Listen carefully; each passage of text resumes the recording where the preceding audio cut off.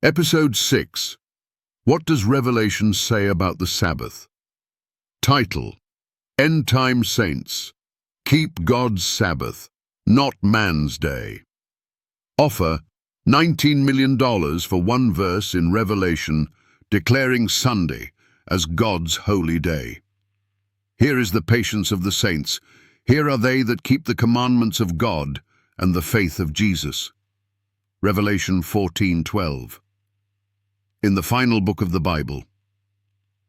At the climax of human history, God describes his faithful people with two traits. They keep his commandments and they have the faith of Jesus. Ask yourself honestly, does that sound like people who ignore the fourth commandment? Revelation's worship war. The final conflict in Revelation is not about real estate, not about global politics, not even about morality. It is about worship.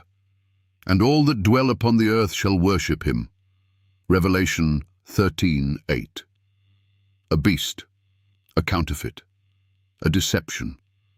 Revelation warns us that false worship will dominate the world. It will be so deceptive, so convincing, that only the obedient remnant will stand. What is the sign of true worship? Remember the Sabbath day to keep it holy. Exodus 20:8. The Sabbath is not just a day, it's a sign. Moreover also, I gave them my Sabbaths to be a sign between me and them. Ezekiel 20:12. And God never changed that sign. But Rome did, and the world followed. The remnant of Revelation. And the dragon was wroth with the woman, and went to make war with the remnant of her seed. Revelation 12:17. Who is this remnant? Which keep the commandments of God and have the testimony of Jesus Christ. This is not a description of lawless people. This is not a description of Sunday worshippers. This is a picture of a persecuted, obedient, loyal people who stand firm on every command, including the fourth.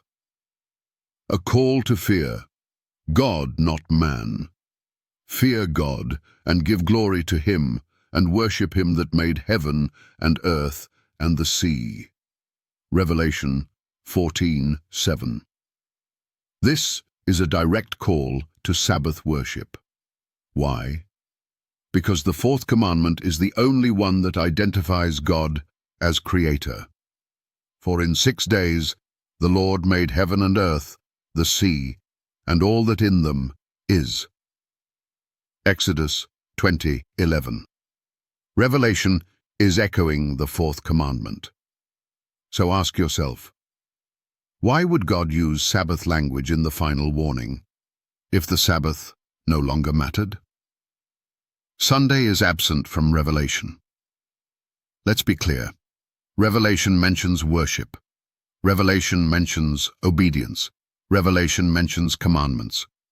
Revelation never blesses Sunday. Revelation never replaces the Sabbath. Revelation never calls the first day holy. So again, we ask, where is the verse in Revelation declaring Sunday the Lord's day? 19 million for just one. The mark of the beast. If any man worship the beast, the same shall drink of the wine of the wrath of God. Revelation 14:9-10. This is serious. God's wrath is reserved for those who choose the beast's mark over God's commandments. What is that mark? The Catholic Church boldly claims, Sunday is our mark of authority. If the Sabbath is God's sign, and Sunday is Rome's mark, then the final test is clear. Whose day will you honor? Final challenge. Find one verse in Revelation that says, Sunday is now holy. The first day of the week is blessed. The apostles kept Sunday. $19 million for one verse, but if you cannot, you must admit, you've followed tradition, not truth. And when the plagues fall, when the mark is enforced, only those who honor God's true Sabbath will stand. Blessed are they that do his commandments, that they may have right to the tree of life. Revelation 22:14.